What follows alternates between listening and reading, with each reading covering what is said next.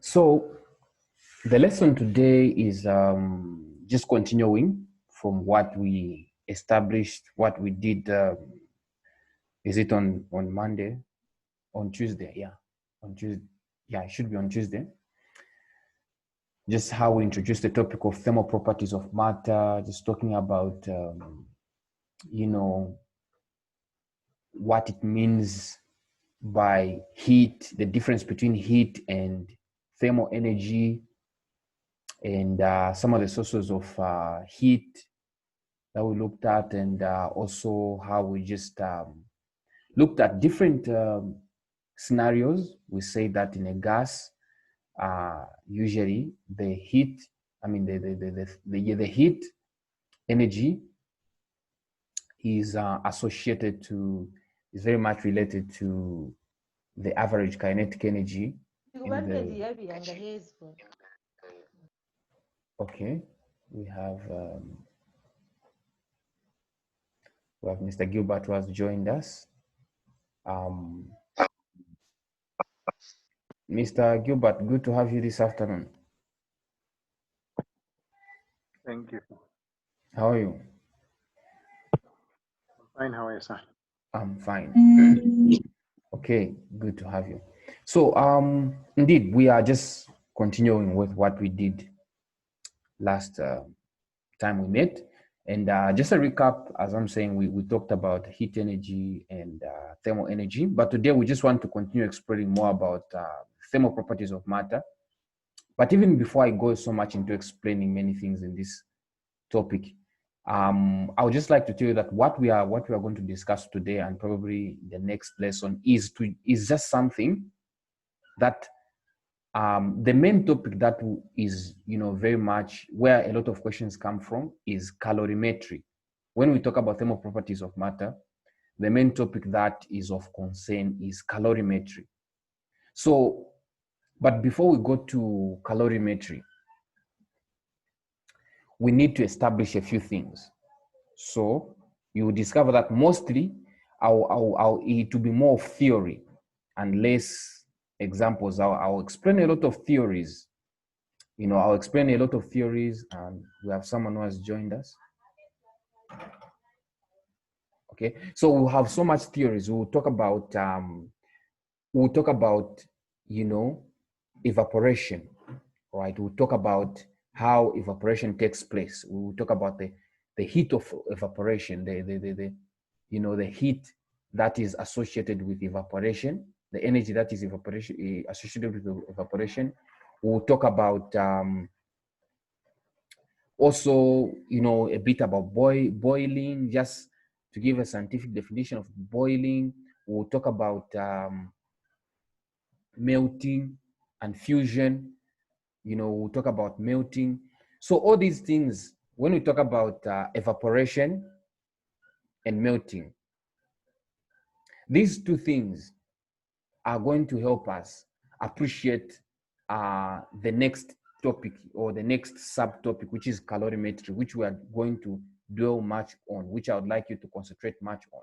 So you will see that the next few slides will be more of theory. Just try to understand the concept, and then you know that it is actually leading up to the big part, the bone, which is calorimetry. So hope you'll be able to pay attention to the lesson. So Precious, good to have you this afternoon. Thank you. How are you? I'm fine. How are you? I'm fine. Awesome. Okay, so there we go. So first of all, we are going to first just to talk about specific heat capacity. So specific heat capacity will also help us in calorimetry, because we'll be talking about, as you see in calorimetry, we'll be talking about a situation where we'll have a mixture of different phases, or a phase. What I mean by the word phase, I mean, for example, liquid, gas, or solid. Okay, we can call them states, but in this time we're just calling them phases.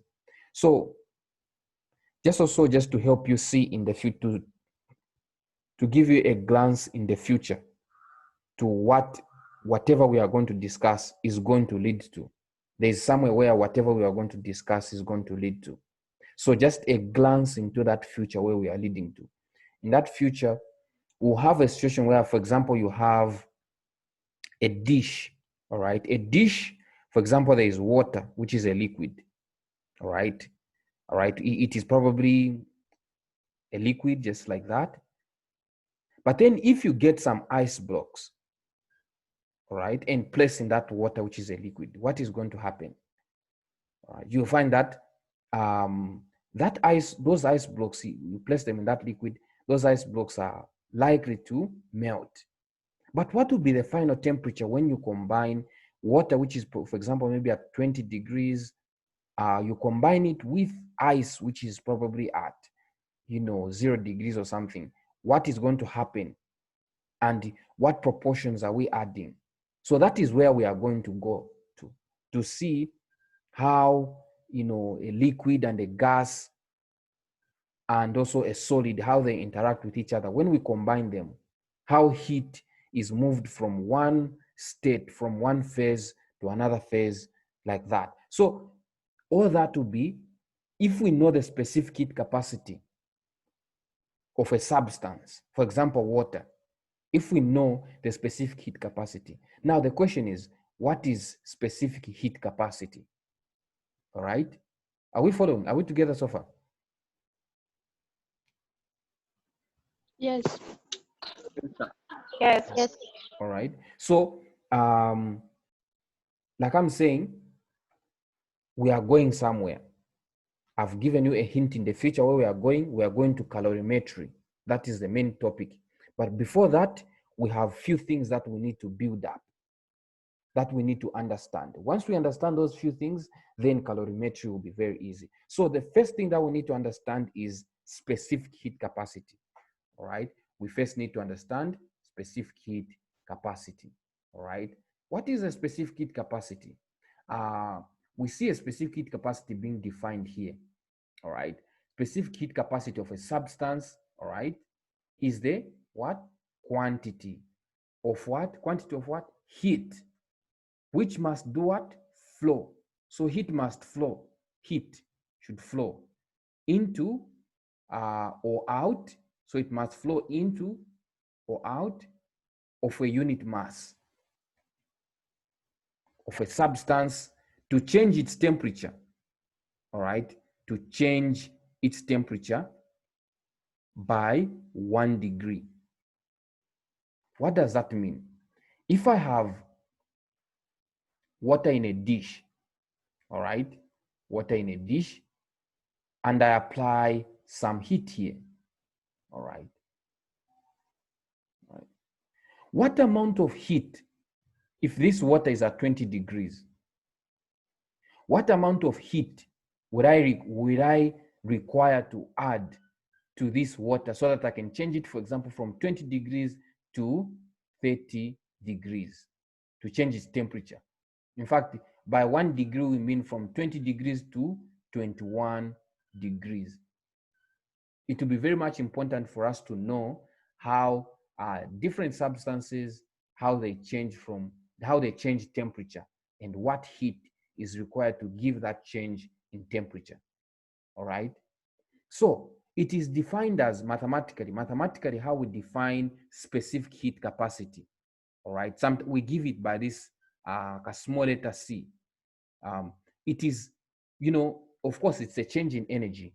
All right, because energy is always there, but we need it to change from one initial energy to a final energy. So specific high heat capacity is the heat flowing in. So this is representing heat flowing in or out. So whatever, whether it's flowing in, it will be a positive. When it's flowing out, it will be a negative. But this delta Q is standing in for heat flowing in. So specific heat capacity is the heat flowing in over the mass. How much mass do we have in this mass of a substance do we have in that basin. And then what temperature are we expecting to change? All right. For example, if it is coming from 20 degrees to 30 degrees, all right, and we apply a certain amount of energy to give that rise in temperature, that relationship is what we call specific heat capacity. Are we okay on that one? Yes. Okay, so I would like you guys to get the science, because once you get the science, the thinking part will be very easy. All right, I know physics is a bit challenging, but once you get the science, hitting the the specific heat capacity is just to appreciate how much heat. Have you seen that sometimes? All right, if you put cooking oil on the same as stove, all right, and this one put water on the same stove, you find that cooking oil will stay even for 1 hour, but you won't find it boiling. You won't find bubbles coming out of cooking oil. You just find it looking like it's even giving a certain smell, but it's not boiling. If you just get a pan of cooking oil, all right, you just put it on the stove without putting anything. Just get cooking oil, put it there, and then this one gets water. You put it on another plate.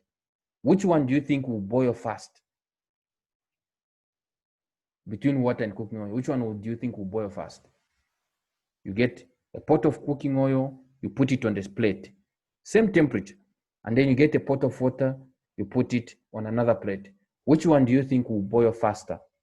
Or which one do you think, which one do you think will boil faster? It's cooking oil. Okay, so Eunice says cooking oil. Anyone else?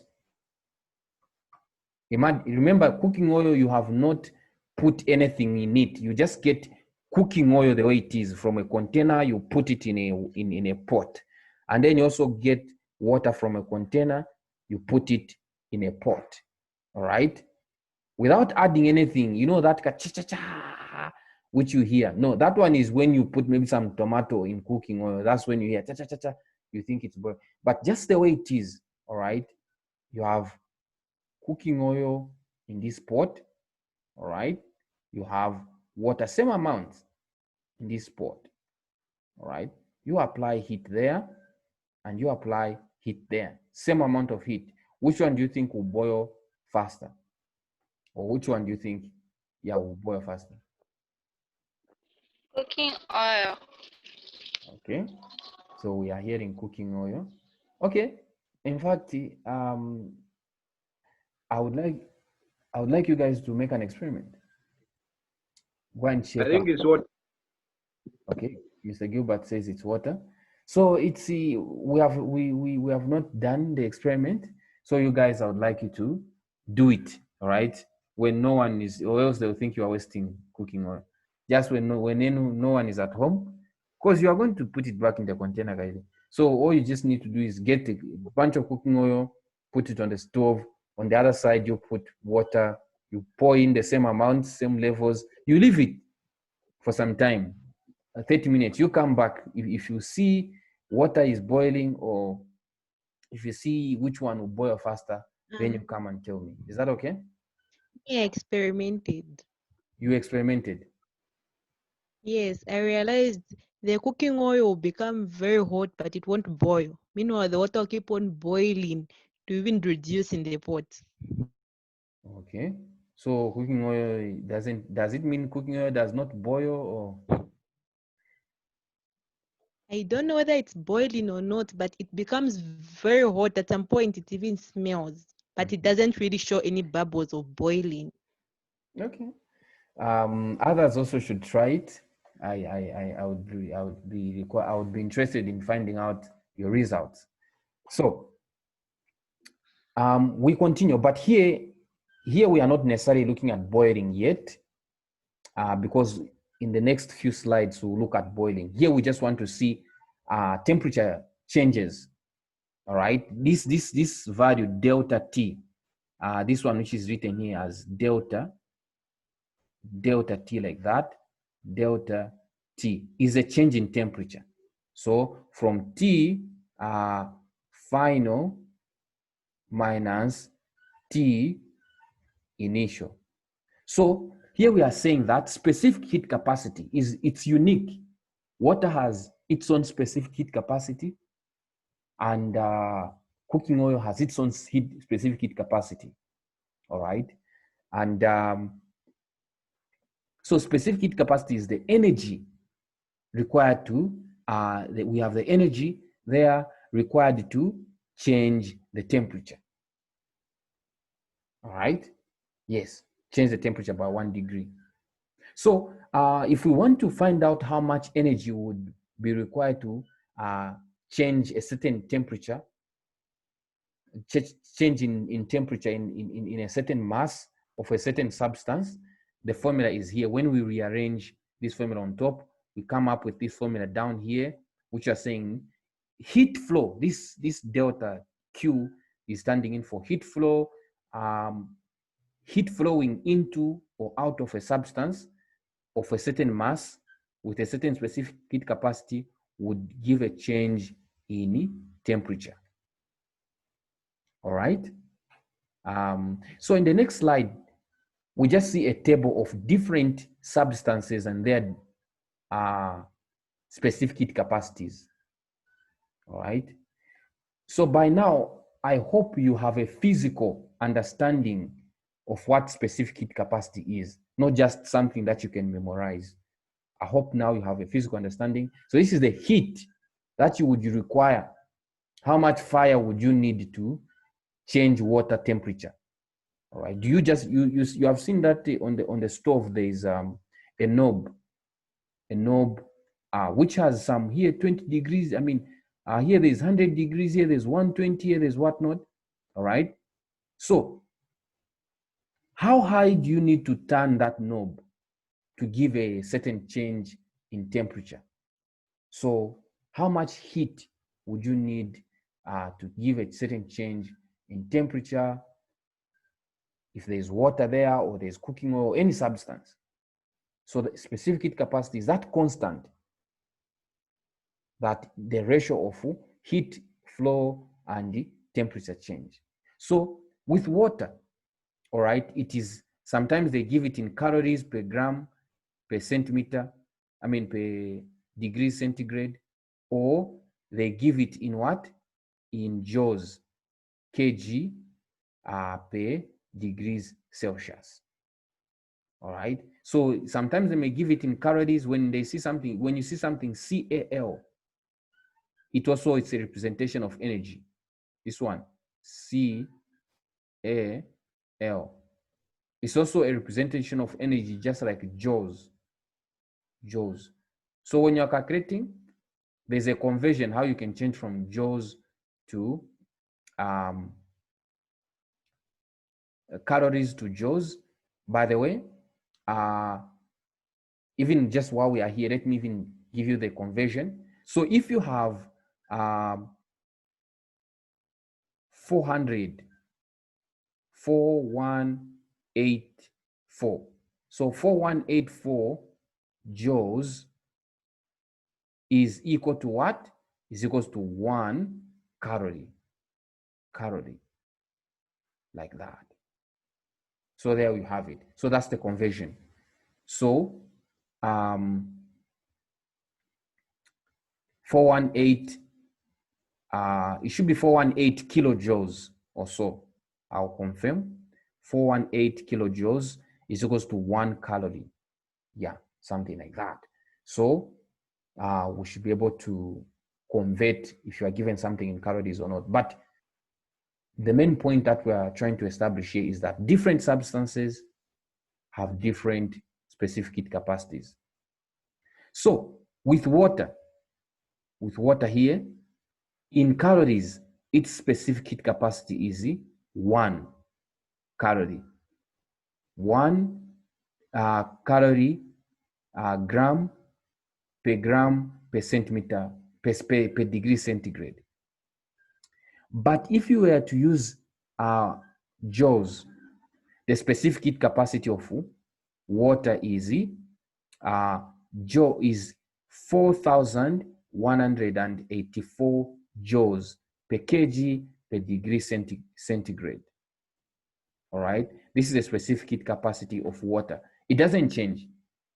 All right, so as long as you are dealing with water, the specific, if you want to change water from maybe 1 degrees to 2 degrees,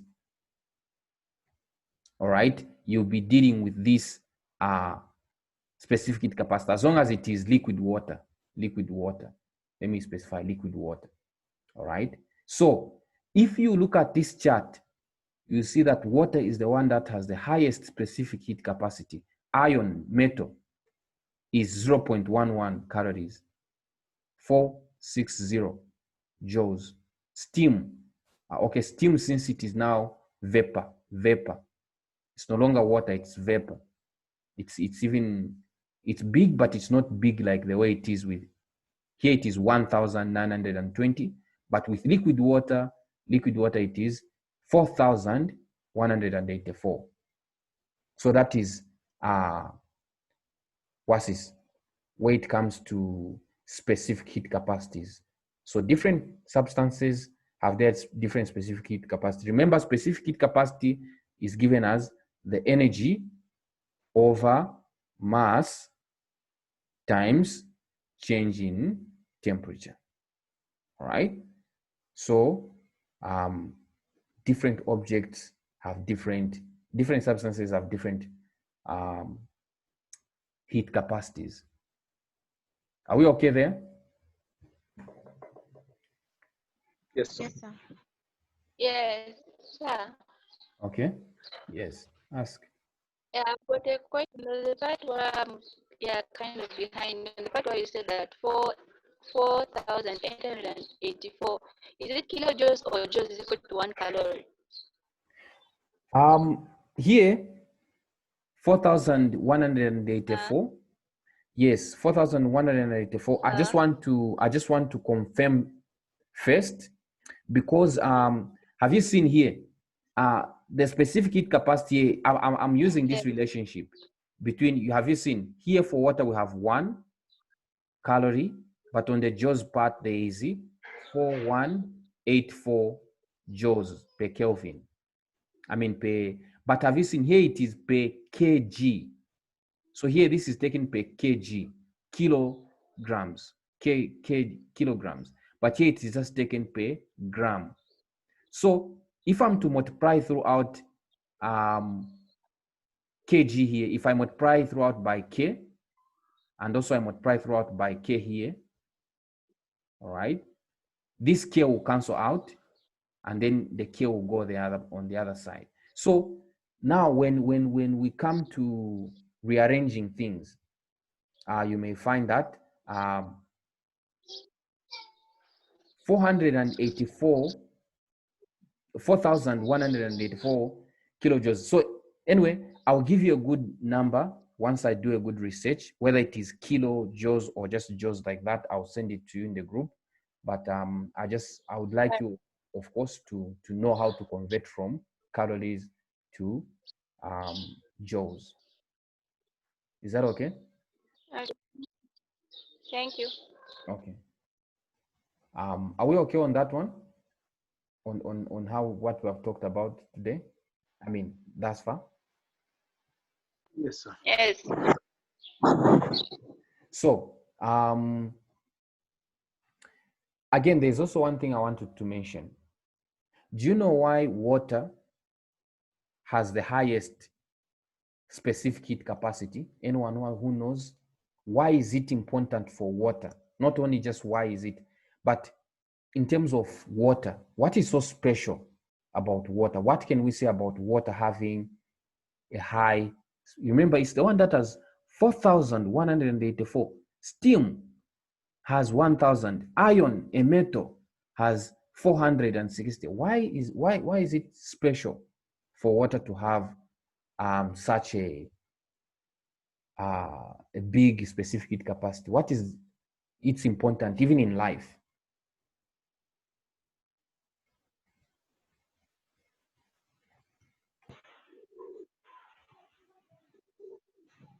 Be because of the hydrogen bonds. Oh, because of hydrogen bonds. Okay, I see you guys are learning chemistry and are already talking about hydrogen bonds. Okay, hydrogen bonds are usually those bonds between hydrogen and carbon. I don't know, I've forgotten my chemistry, but anyway, I wasn't really trying to talk about its chemical part. I just wanted to talk about its importance. Remember, I even used the word importance. Why is it important? I didn't want to talk about the chemical part. Okay, why it is important is that for water is usually, people talk about water being life. And you as a person, you have about 80% of water in you, all right? So it is important for a life supporting liquid like water to have a high heat capacity so that the temperature in you should not be changing so quickly. If you have a high heat capacity, specific heat capacity, meaning it will be hard to change the temperature.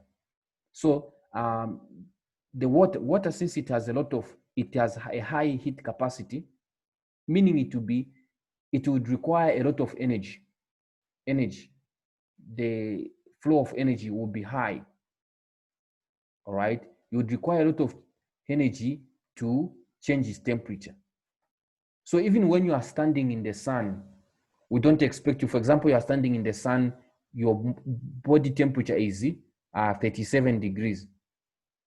After you stand in the sun for 1 hour, we check your body temperature, it is 80 degrees Celsius. Then it will be dangerous, right? All right. So we want a situation whereby life supporting liquid, such as water, it becomes stable, such that it requires a lot. If you want to change its temperature, you have to supply a lot. Just try this experiment again. Get a piece of metal outside tomorrow. You put it on the sun, and then get a dish full of water. All right, not even full, just about a bit of some water there. Get a dish with water and put it outside like that. Leave it maybe from 8 hours. Come back at 12 hours. Touch the piece of metal and touch the water. Which one are you going to find at a higher temperature? You have to experiment on that one.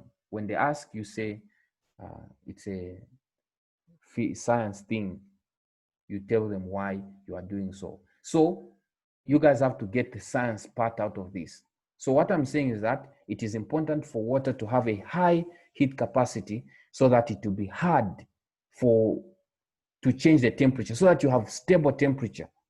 Even in your body, you have stable temperature. Even in some organisms that don't have a complicated system of cooling system like you do, for their temperature to be maintained, they need a life supporting liquid such as water, which has a high specific heat capacity. So as a scientist, you should know that. Is that okay? Yes, sir.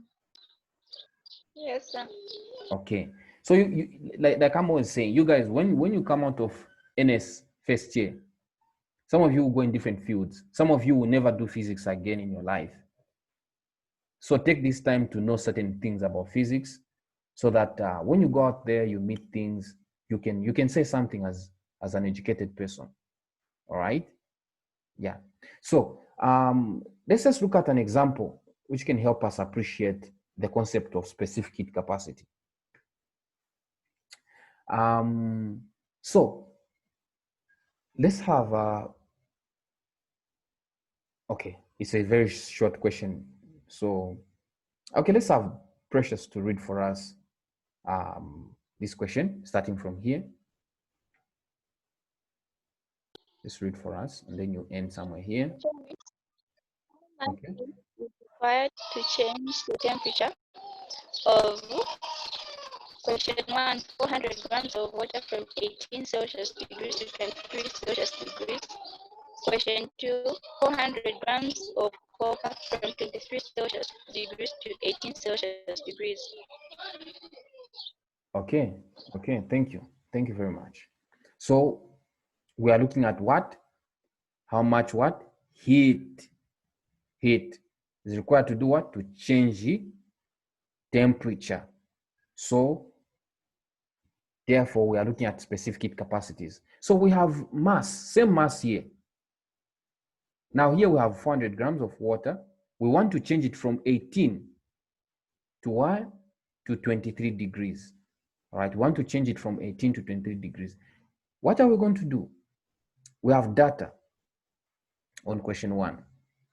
And then here, specific heat capacity of water is 4,184 joules per kg per degree centigrade. This is the specific heat capacity of water. Now, what is the mass of water? It is 0.4 kg. So we have temperature initial and temperature final. So we are looking for what? The change in energy, the heat flow. All right, is what we are looking for. So we use the formula. This formula, remember here, I'm sure you should remember this formula from here. This is the formula that we had established here, and it's the one that we are going to use here. All right. So now this TF minus TI is standing for change in temperature. All right. So we have the heat required will be multiplied by the mass times the specific heat capacity times the change in temperature. All right. Now here, remember I said that your calculation should always be in Kelvin. All right. But the Kelvin scale and the centigrade scale, they vary in the same way. All right, because even if you change this 23, you add 273, all right, 273, and also to 18, you also add 273, the same one, you discover that nothing will change much in terms of the difference. All right, so as long as the difference doesn't change, even if you add 273 here, you also add 273 here, when you subtract them, it will be the same as if you didn't add 273. So in this case, we just use the temperature the way it is in degrees Celsius, because there's no need to change. But if you change them to Kelvin, it's okay. All right, if you change this 23 degrees and the 18 degrees into the Kelvin scale, it's still going to give you the same answer. But you should know that mostly the calculations that we deal with in physics or in science, when it comes to temperature, we deal calculations in Kelvin. But for this case, it doesn't really matter on this point, because when we are finding the difference in temperature, it is pretty much the same. So we are saying the heat flow multiplied by the mass, multiplied by the mass, multiplied by the specific heat capacity, multiplied by the change in temperature, should give us the heat that we would require to change the temperature of water from 18 to 23 degrees. Are we okay on that part? Yes, sir. Okay. So, Sorry, sir. okay. Excuse me. Yes. Where did this 4184 come from? 4184. 4184 is, Yes. remember in the data, we said we want a specific heat capacity. Specific heat capacity of water is 4184. That is a specific heat capacity. Okay. Okay, you know the formula, right? The formula we are using is this one. So in this formula, we need the specific heat capacity. So that's how come the 4184 is there. Okay. Thank you, sir. The next part I have one is, question. okay, there's another friend of ours who has a question. Does that mean the specific heat capacity will always be given, or we just have to know them? Yeah, I think it should be given.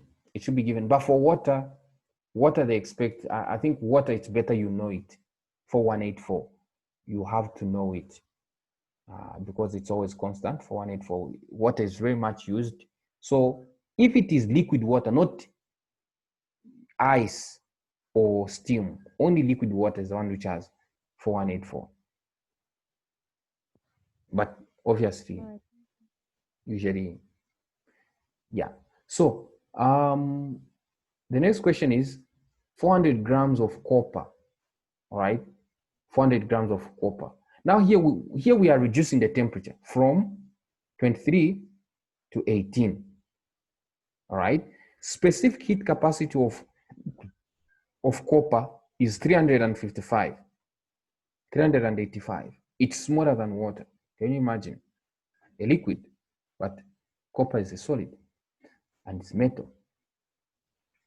385 is its specific capacity. Mass, it is 0.4 kg, and temperature initial is 23 degrees, temperature final is 18 degrees. So we need to juggle around that and get to a point where we get. So yeah, we use the formula again, the same formula that we used. The only thing that changes is specific heat capacity. Now, here, instead of the final temperature being bigger than the initial temperature, we see that the final temperature has to be 18 degrees. All right, the final temperature has to be 18 degrees, and the initial temperature is 23 because we're given to change it from high temperature to lower temperature. So meaning we're cooling it, And no wonder we have even seen that the energy is negative. So energy was what? Was lost. Is that okay so far? Yes, sir. Okay. So I just hope that you guys have gotten something. Sir, Mhm.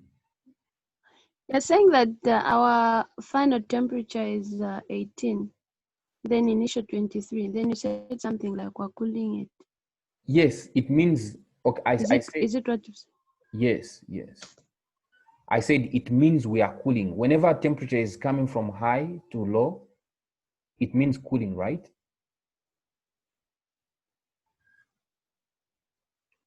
Eunice. Yes, sir. So, yeah, no wonder the energy, we have to remove energy. We have to lose some energy. So, Okay. yeah. So I'm thinking, because okay. I realize that, okay, let's join again in the next class because Zoom said time is running out. Let's join again and see what we can do the next class.